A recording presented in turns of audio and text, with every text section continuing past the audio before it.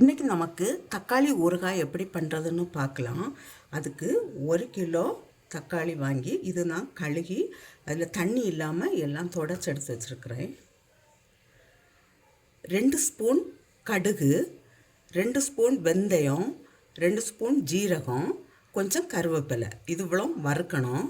கொஞ்சம் புளி வேணும். 2 பூண்டு, ஒரு அரை ஸ்பூன் காயம் வேணும். 3 ஸ்பூன் மிளகாய்த்தூள், அரை ஸ்பூன் மஞ்சள் தூள். இப்போ நமக்கு இது எப்படி செய்கிறதுன்னு பார்க்கலாம்.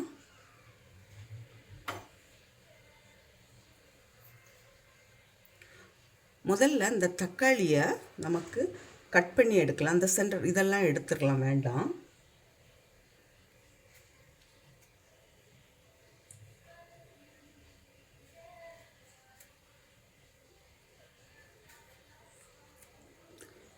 இது போல் இல்லைன்னா இன்னும் கொஞ்சம் கூட சின்ன பீஸாட்டு நமக்கு தான் எல்லாம் கட் பண்ணிவிட்டு பார்க்கலாம். இப்போது ஸ்டவ் ஆன் பண்ணி கொஞ்சம் நான் நல்லெண்ணெய் விடுறேன்.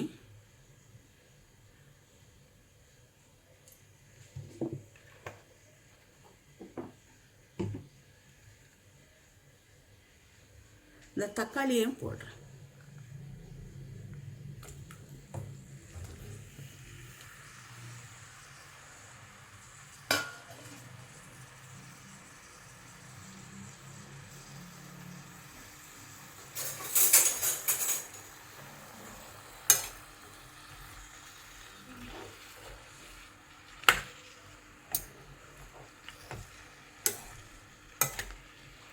இது நல்லா வெந்து வரட்டும். இதுக்கு கூடயே நான் புளியையும் கூட போடுறேன்.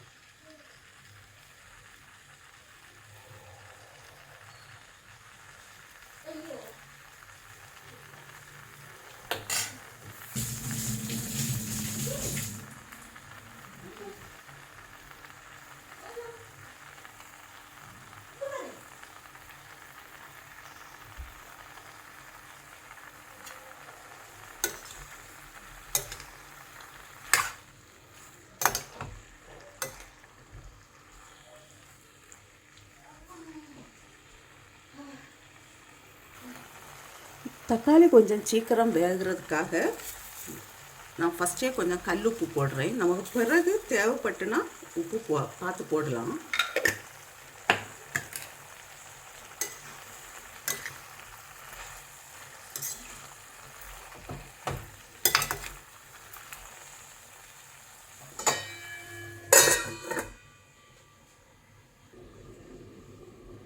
இப்போ தக்காளி வெந்துட்டு இருக்கட்டும். நமக்கு வறுக்கிறதுக்குள்ளதெல்லாம் வறுத்துடலாம்.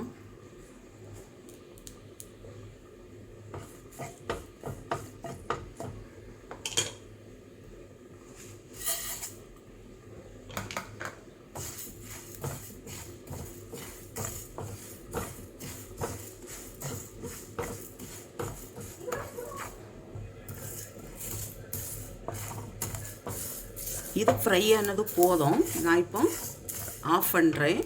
இது ஆறின பிறகு நமக்கு இதை மிக்சியில் பொடிச்செடுக்கலாம். இது இப்போ மிக்சியில் பவுடர் பண்ணுற சமயம் காய பவுடரும் போடுறேன். ஒரு அரை ஸ்பூன் போடுறேன். இதை இப்போ பவுடர் பண்ணிட்டு வரலாம்.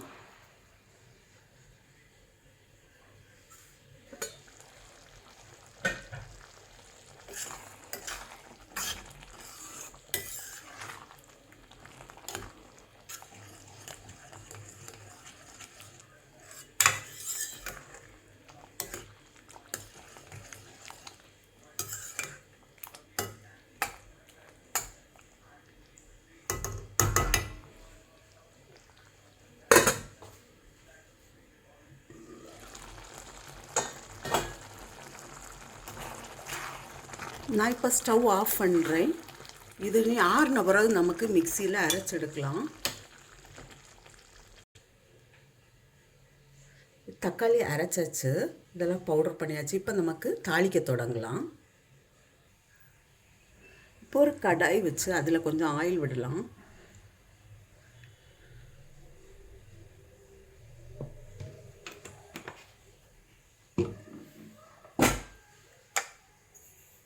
கடுகு,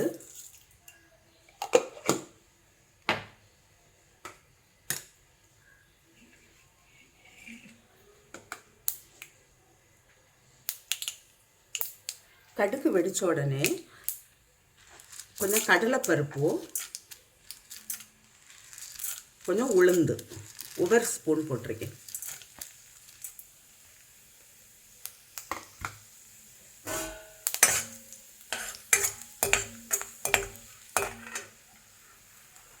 இப்போ இடித்து வச்சிருக்கிற பூண்டையும் போடுறேன்.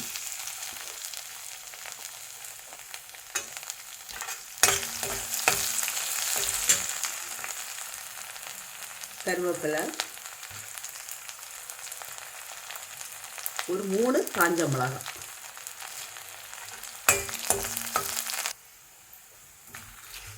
பூண்டு நல்ல ப்ரௌன் கலர் வந்த உடனே நமக்கு அரைச்சி வச்ச தக்காளி விடலாம்.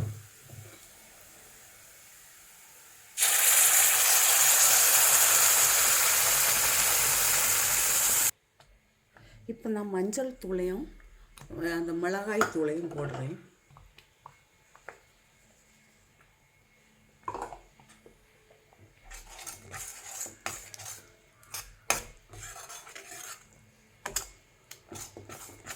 காரம் தேவைப்பட்டுனா கொஞ்சம் கூட போட்டுக்கலாம்.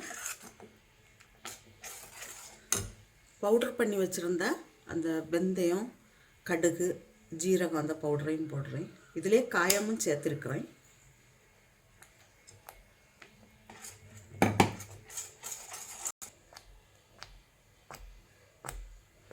சால்ட்டு கொஞ்சம் குறைவாக இருக்குது.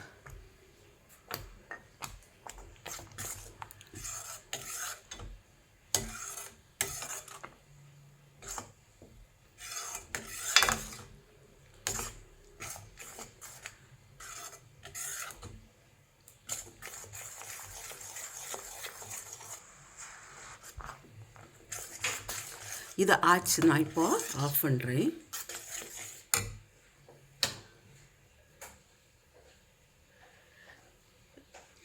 தக்காளி ஊறுகாய் ரெடியாக இருக்குது. இது ரைஸுக்கு கூடயும் தோசைக்கு கூடயும் நல்லா இருக்கும். இதே போல் நீங்களும் செய்து பாருங்கள். செய்து பார்த்து உங்களுடைய கருத்துக்களை தெரிவிங்க.